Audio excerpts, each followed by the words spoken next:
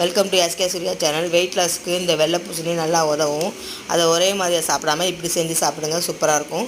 அதுக்கு நான் 3 டீஸ்பூன் கடலைப்பருப்பும் கொஞ்சமாக வெள்ளை பூசணியும் எடுத்திருக்கேன். நல்லா கழுவிட்டு க்யூப்பாக நறுக்கி போட்டுக்கோங்க.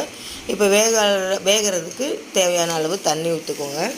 அதில் நான் ஒரு வெங்காயத்தை நல்லா பொடிசாக கட் பண்ணி போட்டிருக்கேன். ஒரே மாதிரி செய்யாமல் இந்த மாதிரி செய்யுங்க. எனக்கு வெள்ளை கலரில் சாப்பிடும் போல தோணுச்சு, அதனால் வெள்ளை கலர் கிரேவி மாதிரி தான் செஞ்சுருக்கேன். அதுக்கு தேவையான ஒரு தேங்காய் சில்லு, ஒரு பச்சை மிளகா, அரை ஸ்பூன் சீரகம், அரை ஸ்பூன் சோம்பு, இதை மட்டும் போட்டு நல்லா அரைச்சிக்கோங்க. அரைச்சிட்டு நல்லா அந்த விழுதையும் நல்லா அரைச்சாச்சு. அந்த விழுதையும் குக்கரில் ஊற்றாச்சு. இது 1 பார்ட் ரெசிபி தாங்க, டக்குன்னு ஈஸியாக முடிஞ்சிருங்க. இப்போ தேவையான அளவு கல்லுப்பு தான், நான் மேக்ஸிமம் கல்லுப்பு தான் யூஸ் பண்ணுவேன்.